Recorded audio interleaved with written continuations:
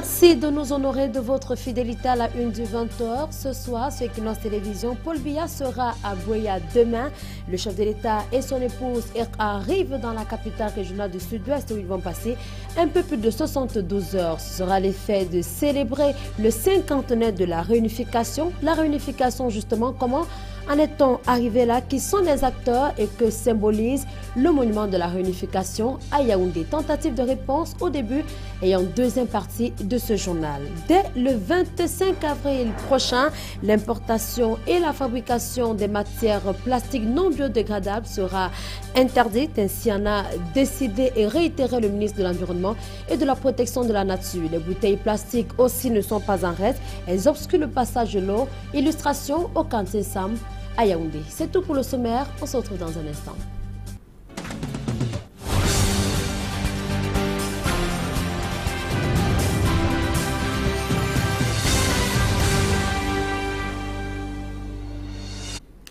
Une fois encore, bonsoir, merci d'être avec nous. Paul et Chantal Biya arrivent à Buea demain, mardi 18 février 2014, selon un communiqué publié cet après-midi par le cabinet civil de la présidence de la République.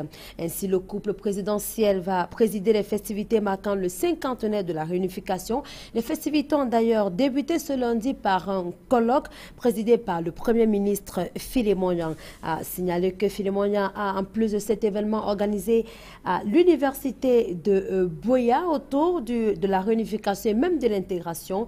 Une autre réunion préparatoire qui a connu la participation des autorités des forces vives du Sud-Ouest ainsi que tous les membres du comité local d'organisation. Il s'agissait là de régler les derniers détails avant l'arrivée du chef de l'État annoncé pour demain. Le clou de cette cérémonie aura lieu le 20 février, c'est dit jeudi prochain, à travers un grand défilé, des défilés qui auront également lieu dans les 10 régions du pays. Évoquons donc justement la réunification du Cameroun. Comment en est-on arrivé là? Des acteurs qui ont vécu cette étape importante de l'histoire du Cameroun font savoir que ce sont des femmes qui ont œuvré pour aboutir à cette célébration. Elles avaient pour mission d'apaiser les cœurs, peut-être endurcis des hommes des deux parties, afin qu'ils puissent s'unir. Dani Warenzede et Flavien Valondongo. Cela fait 53 ans que le Cameroun occidental et oriental sont mis ensemble. Un processus marqué par des luttes politiques et sociales. Sarah Karalo Bekuta, 87 ans, garde encore quelques repères. À cette époque-là, j'avais 34 ans. Elles ont organisé des associations entre les femmes anglophones et les femmes francophones. L'objectif, c'était le rapprochement de ces deux Cameroun qui a fait à ce qu'ils puissent avoir cette réunification actuellement. Dans cette opération, les femmes avaient pour mission de ramener les hommes à la raison afin d'avoir un Cameroun uni où il ne sera plus possible de demander un visa pour partir de Douala pour Kumba par exemple. J'ai eu la chance ou la malchance de pratiquer ces chemins, ces routes-là. C'était terrible pour aller à Buea. On ne pouvait pas. Mais l'unification leur a fait profiter. Mais dans le temps, avant la réunification, ce n'était pas faisable. Ces mémoires vivantes estiment que 53 années après, des séquelles des scènes avant la réunification sont encore perceptibles. Jusqu'à présent, les anglophones pensent que les Français, puisque quand vous les entendez dire de blow de Faucon, Frenchman, French people. Donc c'est que tout ce qui est français, c'est peut-être les jeux, le vin, les femmes. Donc ils avaient quand même une petite crainte. Douala Cyril Gouet, avec ses 79 ans, relève que le chemin a été long et parsemé d'embûches. Heureusement qu'à l'époque, on avait des gens suffisamment agiles. Je ne peux pas vous dire que ça s'est passé sans heure. Il y a eu quelques soubresauts, mais que l'on a réussi à juguler facilement. La réunification qui se célèbre 3 ans après sa vraie date continue de marquer des mémoires vivantes. Et il est très bien connu à Yaoundé, le symbole de la réunification. Il est composé d'une statuette et d'une tour en forme de spirale. L'ouvrage érigé au début des années 70 au Cameroun fait l'objet d'une réhabilitation continue et constitue également l'une des principales attractions de la ville aux 7 collines. Élisée Bogba et Marcelin Gansop nous y amènent. Situé en plein cœur de Yaoundé, précisément au quartier Ngouekele, dans l'arrondissement de Yaoundé 3e, le monument de la réunification s'impose par son architecture. C'est le symbole d'un Cameroun global. C'est surtout le symbole de l'attachement souhaité de tous les Camerounais à leur patrie. Ce monument est composé d'un certain nombre d'ouvrages, notamment la tour en forme spirale et la statuette du vieillard qui se dresse majestueusement à l'entrée du monument. Pour la petite histoire, le vieillard assis tient dans sa main droite levée, en signe de victoire, un flambeau. De part et d'autre de son corps sont agrippés 5 enfants qui veulent aller vers la flamme. Cet ensemble de symboles a une signification profonde. La statuette, telle que voulue par son auteur, Pando Gédéon, aujourd'hui décédé, symbolise au moins 3 choses. L'unité autour de la famille. Le vieillard représente la génération des Camerounais qui ont lutté pour la réunification. Quant aux enfants, il souligne l'égalité des chances offertes aux filles et aux garçons. L'image des enfants qui recherchent le flambeau démontre que le Cameroun est devenu un pays fort et uni. Le flambeau que le vieillard brandit de sa main droite est une lumière qui éclaire le peuple. Quant à la grande tour que voici, elle représente dans un premier temps les instances administratives de la République du Cameroun et dans un second temps les 2 capitales de la République fédérale du Cameroun, à savoir Yaoundé et Buea, avant la réunification. Construit en 1912, le monument de la réunification a été inauguré en 1977 par le feu président Amadou Ahidjo. C'est d'ailleurs lui qui avait lancé un appel d'offres pour réaliser cette merveille. L'artiste Pando Gédéon avait réussi à sortir du lot en associant à son talent celui de l'atelier Art Nègre, de la société Setouba et de l'architecte français Salomon. Avec le temps qui passe, le monument de la réunification a pris de l'âge, au point de bénéficier depuis quelques années d'une réhabilitation qui dévoilera bientôt ses différents visages. Pour le bonheur des visiteurs qui veulent en savoir plus sur l'histoire de la réunification des Cameroun anglais et français, c'était le 1er octobre 1961. Il se dresse majestueusement en plein cœur de la cité capitale. C'est tout un symbole, le symbole de la réunification du Cameroun, dont le 50e se célèbre cette semaine. Ici Élisée Bogba, Marcelin Gansop, Equinox Télévision. Je signale que nous reparlerons de la réunification tout à l'heure en deuxième partie de ce journal. Intoxication alimentaire à Kribi, dans le département de l'Océan. 8 personnes suivent des soins intensifs à l'hôpital après la mort d'un enfant la semaine dernière. Les médecins affirment avoir circonscrit le mal qui fait pourtant peur dans la cité balnéaire. Plus de détails avec Joseph Abena. C'est ici, à l'hôpital central de Kribi, que les 8 personnes ont trouvé refuge. Elles étaient 9 à avoir consommé une nourriture impropre à la santé. Un enfant est malheureusement décédé sur le chemin de l'hôpital. Dans la matinée, nous avons reçu 2 groupes de personnes. D'abord 6 et dans la soirée, 3 autres, tous venant de Longji, et présentant des signes de diarrhée et de vomissement.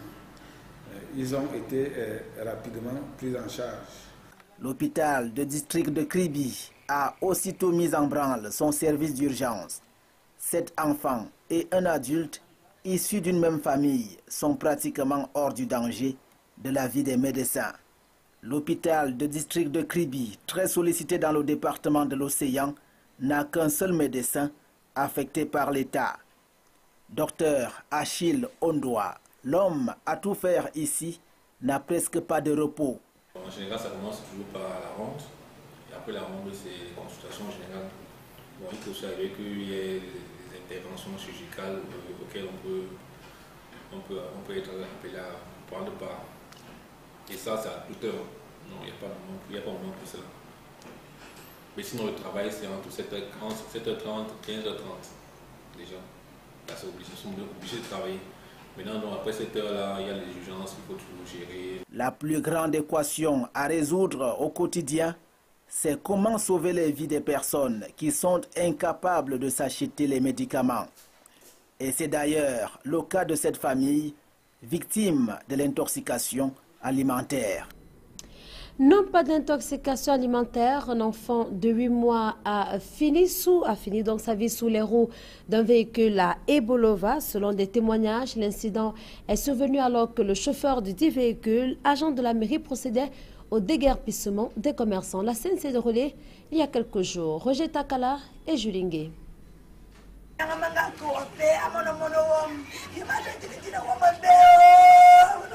Cette mère éplorée vient de perdre son bébé de 8 mois dans des circonstances tragiques. La scène se déroule dans la ville de Bolova, plus précisément au carrefour en 2000. D'après les témoignages, le nourrisson Jordan Nganem-Bitaï Sono, venu accompagner sa mère commerçante, a été brutalement arraché à la vie alors qu'il dormait à quelques mètres de la chaussée dans un carton.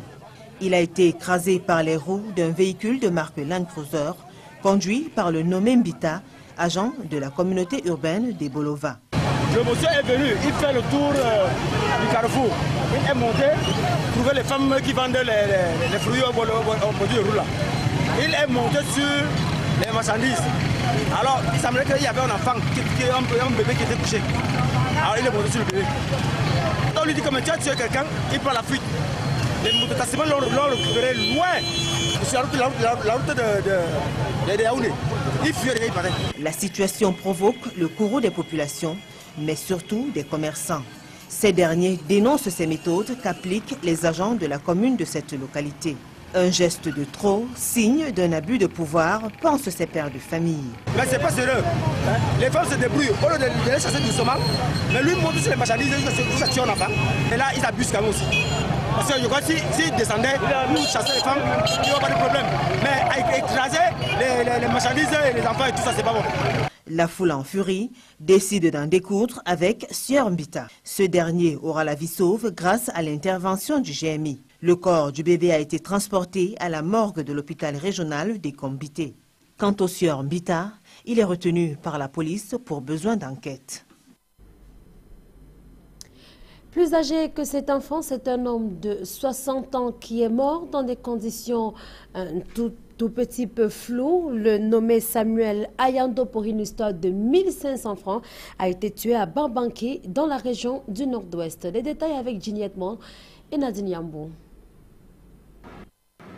Babanki, ce petit village dans le nord-ouest, est sous le choc après la découverte macabre du corps sans vie de Samuel Ayondo près de l'église catholique du coin. Le sexagénaire aurait trouvé la mort à la suite d'une altercation avec les frères de la belle famille de son fils. Des sources rapportent que la victime s'était rendue dans cette famille réclamer son argent d'un montant de 1500 francs à la propriétaire de la maison. Face au refus de cette dernière, il s'en est suivi une violente bagarre. Quand je suis rentré du travail et que je voulais me reposer, j'ai suivi quelqu'un frapper à la porte. Et lorsque je suis allé ouvrir, j'ai trouvé le monsieur avec un couteau qu'il a tenté d'envoyer dans mon ventre. J'ai bloqué, mais il avait un bâton dans l'autre main. J'ai récupéré le bâton et je l'ai frappé. Il avait menacé de découper tout ce qu'il trouverait à la maison. Bien avant la querelle qui a ôté la vie à Samuel Ayondo, il y a une semaine, son fils Anthony, quant à lui, a été victime d'une agression toujours de ses beaux-frères. Une affaire d'agent serait à l'origine du conflit. L'argent que je suis venu réclamer, c'est celui que mon beau-frère m'avait emprunté il y a 9 ans à Douala. Il se levait à 150 000 francs.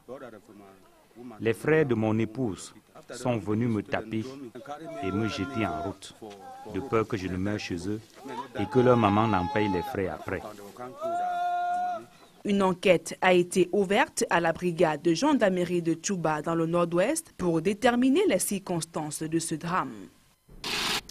Et toujours dans le nord-ouest, les populations de Bambili et de Bambui vivent dans la psychose. C'est que l'insécurité et notamment des cas d'agression sont de plus en plus récurrents dans ces localités. Ginny Edmond et Sandrine Babou.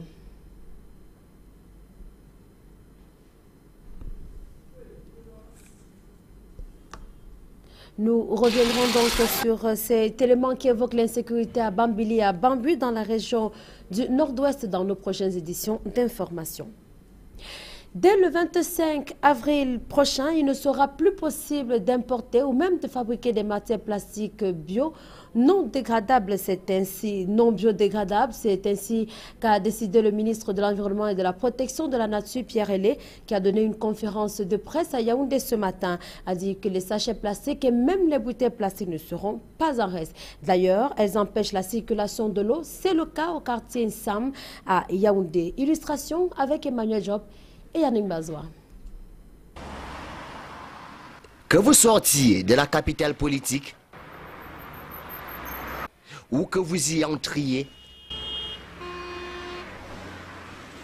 en passant par le quartier Nsam, voici la première image qui vous accueille au lieu dit premier échangeur.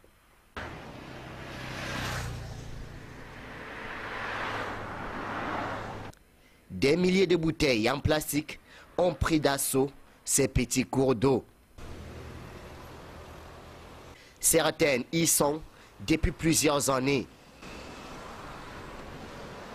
Et ce, malgré l'initiative d'une société de la place de nettoyer régulièrement cet endroit. Une image dégradante qui fane la beauté du paysage de Yaoundé. L'image est mal même vue ici à Yaoundé. Nous sommes ici au centre, peut-être presque déjà au centre de Yaoundé. Et tous les grands passent même vers ici. La majorité des grandes autorités passent vers ici. En dehors de cette mauvaise image qu'elle affiche, ces milliers de bouteilles en plastique créent d'autres impacts négatifs en ces lieux. Quand il pleut souvent ici, l'eau, le taxi mange les dégâts. Même les taximans ne passent même pas. Nous, les motomans, on ne peut pas passer parce que ce taxi bloque l'eau et ça remonte sous le truc là. Si déjà le gouvernement n'arrive pas à débarrasser ces petits cours d'eau de ces milliers de bouteilles en plastique, aura-t-il les armes pour interdire dès le mois d'avril 2014 l'usage de ces matières en plastique non dégradables? La question reste posée. Échanger ensemble pour Equinox Télévision, Yannick Bazoua, Emmanuel Job. Et la question reste posée, vous l'avez dit Yannick Bazoua. Il y avait fête dans la communauté Bacha de Douala. Les fils et filles de cette communauté se sont réunis pour l'inauguration de leur foyer et pour la présentation officielle de leur uniforme. C'était samedi dernier en présence du chef supérieur Bacha. Reportage. La communauté Bacha de Douala a rang serré ce 15 février 2014.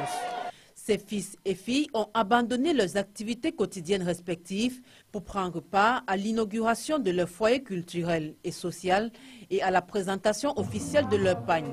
Et pour marquer l'événement d'un cachet particulier, qui de mieux que le chef supérieur Bacha, Sa Majesté Kwenkam Joseph, qui a fait le déplacement de la capitale économique.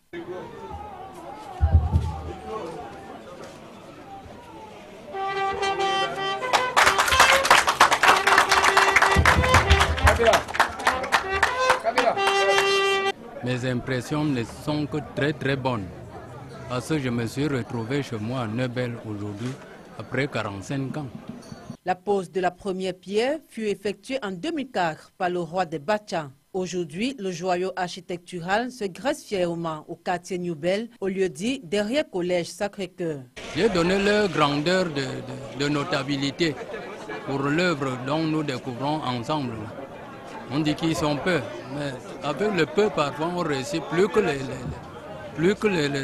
nombreux. Une œuvre rendue possible grâce à la volonté des membres de cette association et des partenaires qui ont pu réunir la somme de 50 millions de francs CFA. Les brasseries du Cameroun, vraiment, nous les disons merci. Et Zeme Mina Water et d'autres élites. Et les élites qui nous ont vraiment aidés aussi à la réussite de cet édifice. Un instant de communion pour la famille Bacha de Douala qui a connu la présence des personnalités au rang desquelles le chef supérieur Badoum Kassa. C'est des amitiés de vieille date. Nous avons succédé à nos pères. Son père et mon feu père étaient de très bons amis. Et nous devons continuer ces relations jusqu'à l'éternel. Il était également question pour ce peuple de montrer au public l'importance de vivre ensemble, ceci à travers chants et danses traditionnelles. Ceci vêtu dans leur nouveau pagne qui, en plus d'être un morceau d'étoffe, est l'expression révélatrice de la marque du groupement Bacha. Cette double cérémonie était également l'occasion d'installer l'équipe dirigeante à qui revient désormais la coordination des activités du groupement Bacha de Douala. Promouvoir au niveau financier, essayer de relancer les plus jeunes et les plus démunis. L'élection de Miss Maman Bacha 2014 viendra également agrémenter la fête. J'ai beaucoup d'ambition pour le village, conseiller les femmes, aller au village, supplier le chef qu'on fasse des chants communautaires.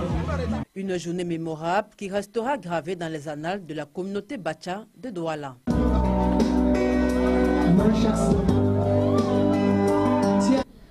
Le roi des bâtiers a un nouveau moyen de locomotion, de déplacement surtout. Un véhicule flambant neuf vient de lui être remis. C'est un don de l'honorable Fosso Faustine, député RDPC. À l'Assemblée nationale, le geste a été fait au cours d'un meeting de remerciement des militants et sympathisants du RDPC à Baham, dans la région de l'Ouest. Reportage. Premier meeting de remerciement des militants et sympathisants du RDPC dans les Hauts-Plateaux. Réunis sous les couleurs du parti au flambeau, ils ont pris d'assaut Baham, chef-lieu de ce département, pour communier avec leurs élus, au rang desquels une femme, l'honorable maître Fosso Faustine, qui a décroché haut la main un des sièges à l'Assemblée nationale. Cerise sur le gâteau, l'honorable Fosso Faustine, accompagné des cadres de son parti, a offert une Peugeot 106 au roi des bâtiers. Je dis que qui dit merci, demande plus.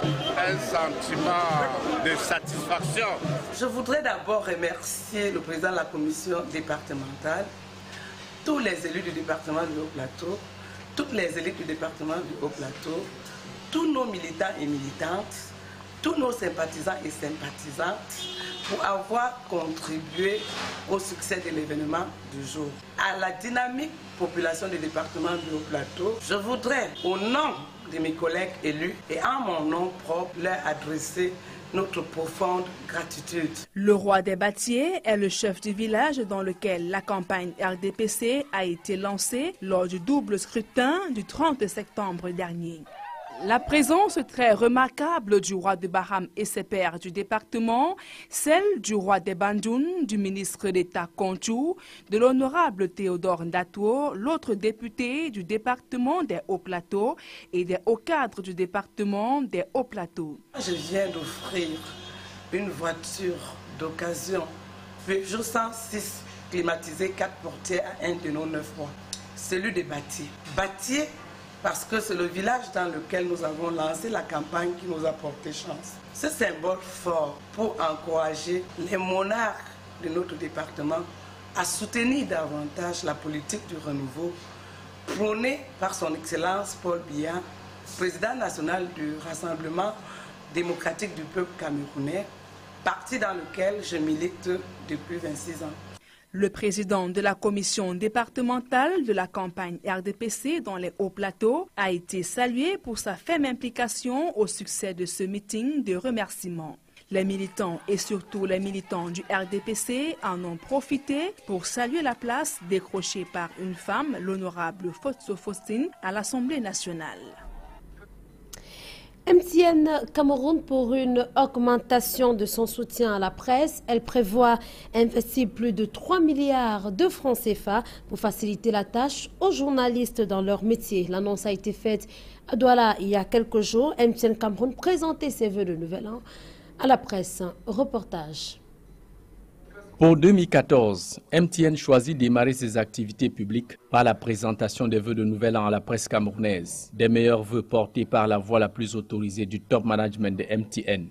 We must continue to maintain an open, transparent, honest and ethical relationship with the press and give them an avenue to continue to engage with us to clarify problems, to bring to our attention challenges which may arise in our industry. And that's the purpose, to engage with them, to present our New Year wishes and to maintain an open, transparent and ethical relationship. Face aux hommes de médias, Carl Toriola annonce un meilleur accompagnement des journalistes dans l'exercice quotidien de leur profession. MTN cite parmi ses facilitations la réduction du coût des communications, l'offre des adresses des domaines web aux initiales .cm, l'organisation du MTN Online Media Award pour récompenser les meilleurs journalistes, une initiative qui touche la centaine d'hommes de médias venus des 4 coins du pays. Il est parfois important d'être un peu proche de la presse, échanger. Et aujourd'hui, je crois que le directeur de MTN, par exemple, a eu à dire un certain nombre de choses, qu'on soit d'accord ou pas, sont les réalités de notre pays. Et je crois que ça nous permet également d'apprécier en même temps son expansion et de comprendre peut-être pourquoi, au niveau de la presse, il y a un certain nombre de blocages et de pesanteurs. Mais globalement, mon souhait, c'est que des choses s'améliorent avec la presse, entre la presse et MTN. Dès cette année, MTN envisage accroître à plus de 3 milliards de francs CFA son soutien à la presse camerounaise. À cette cérémonie de présentation de vœux à l'hôtel Aqua Palace de Douala, MTN donne en raccourci quelques chiffres et actions clés ayant marqué son histoire depuis son arrivée au Cameroun en 2000. L'entreprise a déjà investi 500 milliards de francs CFA pour le développement de son réseau dans les 10 régions du Cameroun, payant 600 milliards de francs CFA d'impôts depuis son arrivée au Cameroun en 2000. À ce jour, MTN compte 15 agences commerciales, 2 centres d'appel ultramodernes pour un service client de proximité et de qualité, au bénéfice de plus de 8 millions d'abonnés. Dès cette année, MTN prévoit investir 600 milliards de francs CFA dans la modernisation continue de ses infrastructures de production. We want to wish the entire customer base a happy 2014, a successful 2014. We will continue and we give our word that we will continue to offer the best value for money and we will be at the forefront of technological innovation. You will see a lot of innovation around the areas of ICT, internet accessibility, value-added services from MTN in the coming years. MTN a surtout mis en valeur les compétences locales, avec environ 1000 employés, dont 4 expatriés africains au sein de cette entreprise. Plus de 200 000 emplois indirects ont aussi été créés grâce à la mise en place d'un réseau de PME de distribution et de sous-traitance des produits et services MTN. Je vous invite à présent à nous retrouver dans le cadre de la deuxième partie de ce journal. Nous allons évoquer avec notre invité la réunification. Tout de suite.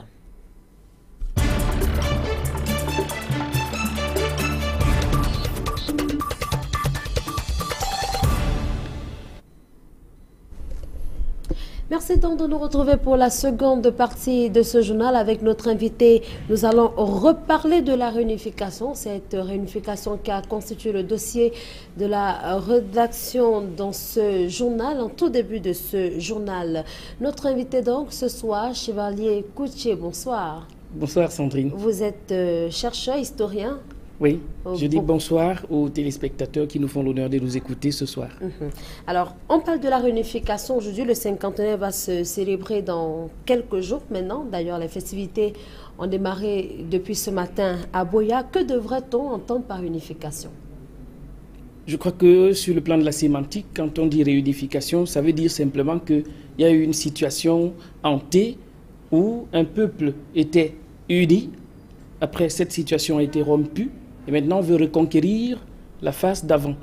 Donc, on va simplement comprendre dans le cadre du Cameroun que l'histoire du Cameroun a été jonchée de nombreuses péripéties, notamment la colonisation allemande qui prend fin de façon brutale à l'issue de la Première Guerre mondiale en 1914, lorsque la France et l'Angleterre décident de poursuivre l'Allemagne jusque dans ses colonies. Et donc, le dernier résistant allemand, von Raben, dans le fort de Morat, va abandonner en mars 1916.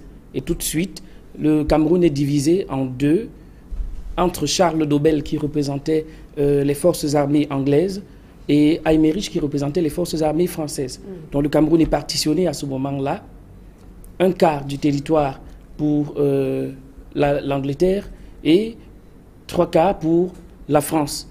Cette partition qui sera entérinée à Versailles, à la SDN. Et donc le Cameroun devient territoire sous mandat qui est confié à deux États membres de la SDN, deux États fondateurs d'ailleurs de la SDN, la France et l'Angleterre. À quel moment précisément on parle de réunification au Cameroun? Le processus intervient à partir de quel moment? La colonisation allemande et le départ de l'Allemagne, c'est l'acte fondateur de la division du Cameroun. Maintenant, au lendemain de la Deuxième Guerre mondiale, le sursaut nationaliste commence à se faire sentir et donc il y a l'émancipation. Et pendant cette émancipation, il y a plusieurs camps. Il y en a qui veulent l'indépendance directement, il y en a qui posent comme préalable à l'indépendance la réunification du Cameroun. Parmi ceux qui posent comme préalable pour l'indépendance, la réunification, il y a au Cameroun occidental le One Cameroun, de Détoumaza. Il y a également le KNDP de John Gufoncha. Et aux côtés du Cameroun oriental, nous avons l'UPC qui pose comme préalable la réunification. Donc ça commence à se manifester à partir de 1948, la question de la réunification du Cameroun. Mais lorsqu'on part, si on a pour repère l'année 1960, celle qui est consacrée comme étant l'indépendance du Cameroun, comment est-on donc arrivé à la réunification une année après, lorsqu'on part du 1er janvier 1960? Je crois qu'il faut comprendre que 1960 ou bien 1961 n'est que l'aboutissement d'un processus. Il y a eu des débats très forts, tant du côté du Cameroun oriental que du côté du Cameroun occidental, mais davantage dans le Cameroun occidental, avec les têtes de proue. J'ai cité Foncha, j'ai cité Toumaza, j'ai cité le docteur Emmanuel Ndele. Donc c'est des gens qui ont réfléchi sur la question, qui ont débattu sur la question profondément. Et donc, il faut quand même dire, moi j'insiste là-dessus, c'est que le Cameroun oriental qui obtient son indépendance en 1960, le fait étant un État sous tutelle, étant un territoire sous tutelle, c'est-à-dire un territoire qui joue d'une certaine autonomie, qui n'appartient ni à la France, ni à l'Angleterre, mais qui appartient à l'ONU, au Conseil des Nations.